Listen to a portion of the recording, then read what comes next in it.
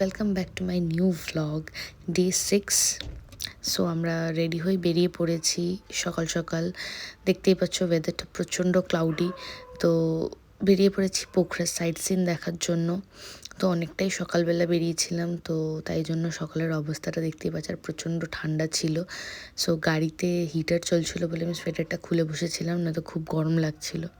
তো যাই হোক, তো রাস্তাটা খুবই সুন্দর লাগছিল আমার, মানে প্রচণ্ড ক্লিয়ার।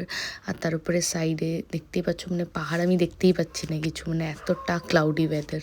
তো তারপর একটু এগোতে এগোতে হঠাৎ করে যখন আমরা অনেকটা উঁচুতে উঠলাম, ওঠার পরে জাস্ট ভিউটা দেখো, মানে নিচটায় কিচ্ছু দেখা যাচ্ছে না, পুরো পুরো কুয়াশায় ভরে গেছে। এত সুন্দর লাগছিল, আমি যতটা পেরেছি আমি ক্যাপচার করেছি, বাট নিজের চোখে না দেখলে এই ভিউটা মানে অসাধারণ লাগছিল। তো যাই হোক, তারপরে আমরা আমাদের ফার্স্ট লোকেশনে পৌঁছে যাই। সেটা হচ্ছে শিব মূর্তির একটা লোকেশন ছিল, মানে বিশাল বড় একটা শিব মূর্তি ছিল। তো সেখানে আমরা নেবে আমাদেরকে অনেকটা হেঁটে যেতে হতো, তো একটা পাহাড়ের রাস্তা বুঝতেই পারছো। তো সেখানে আমরা হেঁটে হেঁটে উঠছিলাম। সেই মূর্তিটা মানে কাছে গেলে বুঝতে পারবে প্রচণ্ড উঁচু। তো এই মূর্তিটাকে সবাই খুব মানে, শিব মূর্তি। তো প্রচণ্ড ভালো লাগছিল, আর বাইরের ভিউটাও দেখতে পাচ্ছ এত সুন্দর লাগছিল। এটার নামটা আমি এক্স্যাক্টলি ভুলে গেছি। যাই হোক, তোমরা দেখতে থাকো।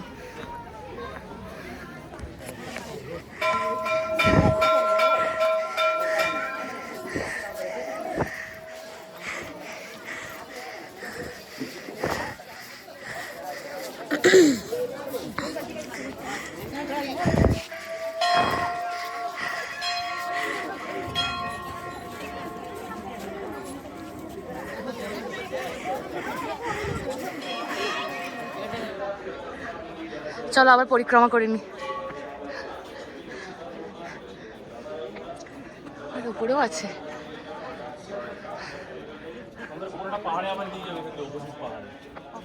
ওইটা তো যাবো না।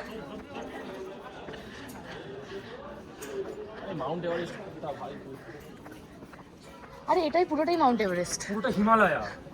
আচ্ছা, এর মাঝখানে মাঝখানে এইটুকু করে মার্বেল দেওয়ার কি মানে?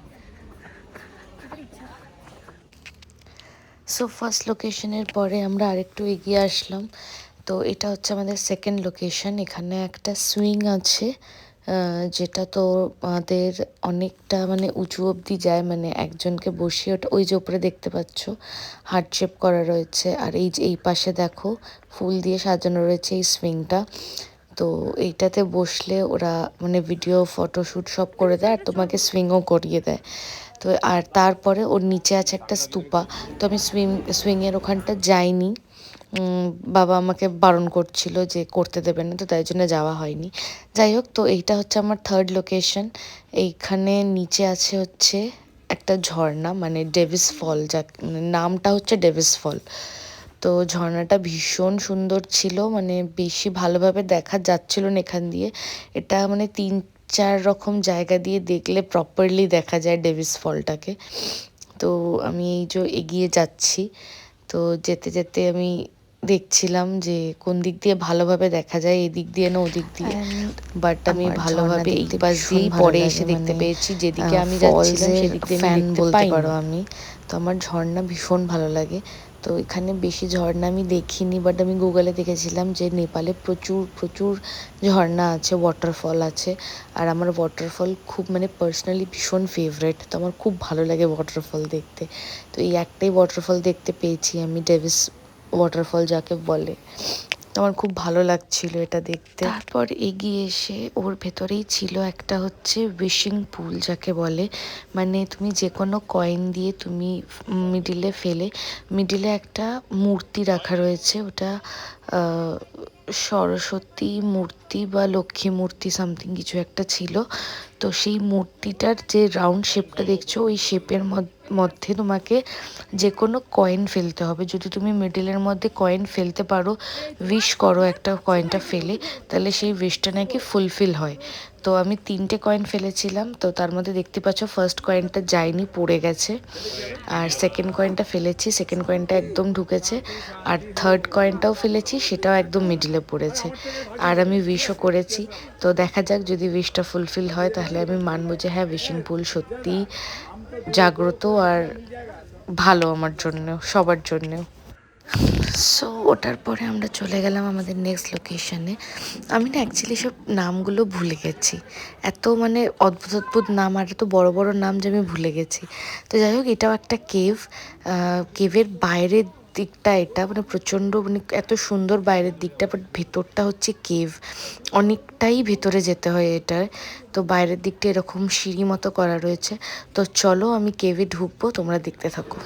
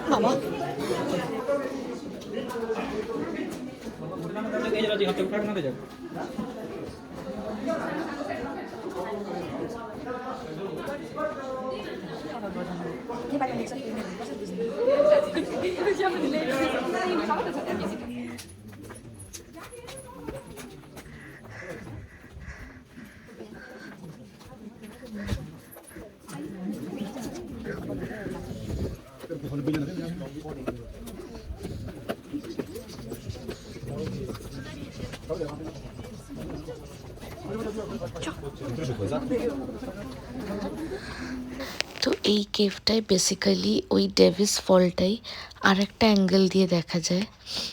তো তোমরা দেখতে পাচ্ছ কিনা জানি না, যে ওখানে ঝর্ণাটা পড়ছে। তো এটা সেটাই, যে ডেভিস ফলটা এটা আর একটা অ্যাঙ্গেল দিয়ে দেখা যায়। তো এই যে সরু এই জায়গাটা দিয়ে ডেভিস ফলটাকে দেখা হয়। তার তো ওটা দেখে তারপর আমরা ফিরে আসছিলাম। তো ভেতরটা এরকম সুন্দর ছিল। তো যাই হোক, ওটার পরে আমরা চলে গেছিলাম আমাদের 5th লোকেশনে। এটা একটা মন্দির ছিল, যেটা তোমার লক্ষ্মীনারায়ণ, সরস্বতী, শিব, তারপরে রাধা কৃষ্ণ সবের মন্দির ছিল। এটা সব মিক্সড আপ ছিল। তো এই মন্দিরটাও খুব সুন্দর ছিল আর অনেকটা উঁচুতেই ছিল। তো এইটা দেখে দেন সবাই বলে যে এই মন্দিরটা নাকি সোনার। তো জানি না, আমার তো সেরকম কিছু মনে হলো না। আমার মা চেক করতে গেছে আদৌ এগুলো সোনার কিনা। তো যাই হোক, তো আমার তো সেরকম কিছু মনে হলো না এটা সোনার বলে। তো আমরা তারপরে চলে গেছিলাম আমাদের নেক্সট লোকেশন। তো আমি অ্যাকচুয়ালি একটুখানি ঘন্টা বাজিয়ে নিচ্ছিলাম, দেখলাম ওখানে অতগুলো ঘন্টা রয়েছে, তো বেশ ভালো লাগবে। তো তাই ভাবলাম আমি একটু বাজিয়ে নিই। Let's go to next location. এটা আমাদের 6 নম্বর তো, হ্যাঁ পিকু? ইয়েস, 6 না 5? 5 না 6 নম্বর, সেটাই তো হচ্ছে। ওকে, সো এইটা হচ্ছে আমাদের নেক্সট লোকেশন, মানে মেবি 7th লোকেশন। তো এটাকে বলা হয় সেতি সেতি রিভার। তো এটা বেসিক্যালি কারেন্ট প্রডিউস করে। এটা একটা ব্রিজের নিচ দিয়ে, মানে আমি একটু পরে তোমাদের দেখাবো। আমি একটু এগিয়ে যাচ্ছি, এগিয়ে গিয়ে তোমরা দেখতে পাবে যে এই যে জলটা যাচ্ছে ব্রিজের ওপরে, এই জলটা তোমার সেই নিচ থেকে আসছে। মানে এই যে নিচে তোমার পুরো ঝর্ণাটা ওখান দিয়ে বইছে। তো সেই ঝর্ণাটা সেখান থেকে হয়ে কিভাবে, আই রিয়েলি ডোন্ট নো যে কিভাবে এটা এই ব্রিজের ওপর দিয়ে যাচ্ছে ঝর্ণাটা। তুমি জাস্ট দেখো নিচে ঝর্ণাটা, জাস্ট দেখো এইটা কিভাবে নিচ থেকে এতটা উপরে আসছে, আমি এটাই বুঝতে পারছি না। আমরা ভুল করে আউটের জায়গায় ঢুকে গেছিলাম, তো তাই আমরা আবার ইন থেকে হয়ে আউটে আসবো। তো আমি এখন ইনের দিকে ঢুকছি। তো ঢুকছি আমি, তো তোমরা জাস্ট দেখো যে ঝর্ণাটা সেই নিচে, মানে ওই নিচে নিচে বইছে। সেখান থেকে সেই ঝর্ণাটা এই এতটা ওপরে ব্রিজের ওপরে কিভাবে আসাটা পসিবল। এই যে ঝর্ণাটা দেখতে পাচ্ছ নিচের, সেই ঝর্ণাটা সেটা উপরে কিভাবে আসাটা পসিবল আমিও বুঝতে পারিনি। আমি দেখে জাস্ট অবাক হয়ে গেছি। তো ওই ঝর্ণাটাই এই ব্রিজের ওপরে আসছে। এই ব্রিজের ওপরের ঝর্ণাটা মানে জলটা দিয়ে কারেন্ট প্রডিউস হয়।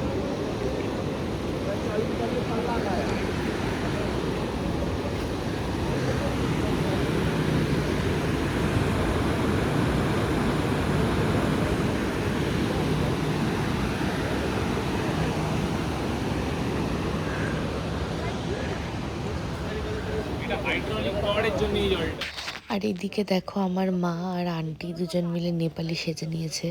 হঠাৎ করে আমি ওদিকে ঝর্ণা দেখতে গেছি, মানে ওই জলের ওটা দেখতে গেছি। আর এপাশে এসে দেখছি আমি যে মা আর আন্টি দুজনে পুরো রেডি, নেপালি সেজে একদম রেডি ফটো তোলার জন্য। মানে কিছু বলার নেই আমার আর। আর এটা আমি ওপর থেকে ভিউটা নিচ্ছিলাম, যেটা খুব সুন্দর লাগছিল দেখতে। তো তারপর ওটা দিয়ে বেরিয়ে এসে আমরা তারপরের একটা সাইট সিনে চলে গেছিলাম, যেটা আর একটা কেভ ছিল। তো এই কেভটার নামও আমি আবার ভুলে গেছি। যাই হোক, তো এই কেভটা অনেকটাই ডিপে ছিল। ফার্স্টে বুঝতে পারছিলাম না যে এটাই কিনা, সরি এটাই কিনা। তো তারপরে ভাই দেখলো নিচে, তো ওটা দিয়ে আমরা ভেতরে গেলাম। তো ভেতরে তোমার ছিল, মানে গণেশ ঠাকুরের একটা মন্দির টাইপের ছিল। তো বাট কেভগুলো তো কেভ আমার অ্যাকচুয়ালি খুব ভালো লাগে। তো কেভের ভেতরে ওরকমভাবে ঢুকে গিয়ে দেখা কি আছে না আছে, তো এটা খুব ইন্টারেস্টিং একটা অ্যাডভেঞ্চারিয়াস ব্যাপার। তো আমার খুব ভালো লাগছিল। তো যাই হোক, সামনে আমার মা বাবা হাত ধরে হেঁটে হেঁটে যাচ্ছে, আর আমি পেছন দিয়ে ভিডিও করতে করতে যাচ্ছি। তো ভেতরে যাই আমি, চলো তোমাদেরকেও কেভটা দেখাই আর ভেতরে কি আছে সেটাও দেখো। তো এটা হলো বেসিক্যালি সিদ্ধিবিনায়ক মন্দির, ভেতরে ছিল মূর্তি। তো যাই হোক, তো তারপরে এটা হচ্ছে আমাদের আর একটা লোকেশন, মানে সেকেন্ড লাস্ট লোকেশন, যেটা হচ্ছে ব্যাট কেভ। মানে আমি এটাতে যেতে খুব ইন্টারেস্টেড ছিলাম, যে ব্যাট কেভ বলতে আমি ভেতরে ব্যাট দেখতে পাবো, বাদুড়। তো মানে বিলিভ করবে না, আমি ভেতরে আমাদের হাতে টর্চ দিয়ে দিয়েছিল। তো আমি ভেতরে আস্তে আস্তে করে এগোচ্ছিলাম। এটা একটা কেভের ভেতরে ছিল। তো সবাই মিলে যে আস্তে আস্তে করে লাইট নিয়ে এগোচ্ছি। তো আমাদেরকে বলেছিল একদম শান্ত থাকতে ভেতরে। তো ভেতরে যাই, আমি তো দেখে অবাক হয়ে গেছিলাম। তোমরাও দেখো, তোমরাও অবাক হয়ে যাবে ডেফিনেটলি।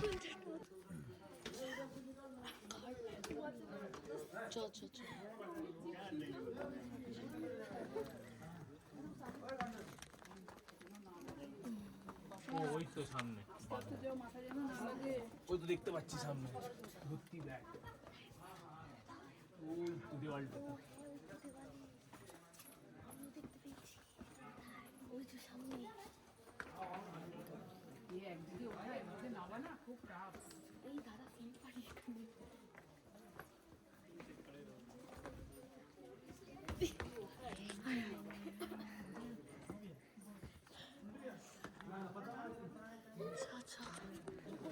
তোর ফোনে ভিডিও করছি, হ্যাঁ।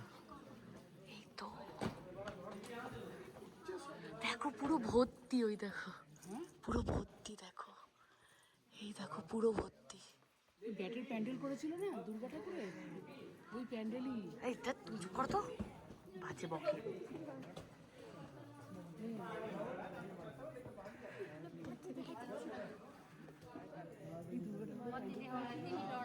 চেতনা চালু করে। फिर से वो गुफा का है ना मतलब आवाज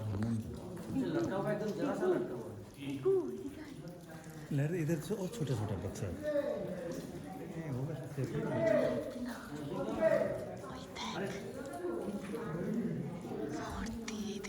বাচ্চা দেখ।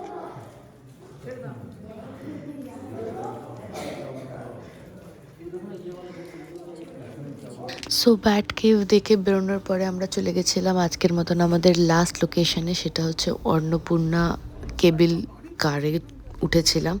মানে এই টাওয়ারটার নাম হচ্ছে অন্নপূর্ণা টাওয়ার। তো সেটাতে আমরা রোপওয়ে করে যাচ্ছিলাম। তো আমাদের রোপওয়ের ভাড়া নিয়েছিল পার হেড 1000 টাকা করে নেপালি টাকায়, আর ইন্ডিয়ার টাকার প্রাইস হচ্ছে 600 টাকা পার হেড।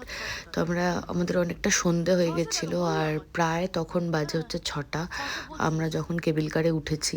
আর ওখানে 6টা থেকে 6:15টার মধ্যে কেবিল কার বন্ধ হয়ে যায়, বিকেল সন্ধেবেলা কিছু দেখার থাকে না আর।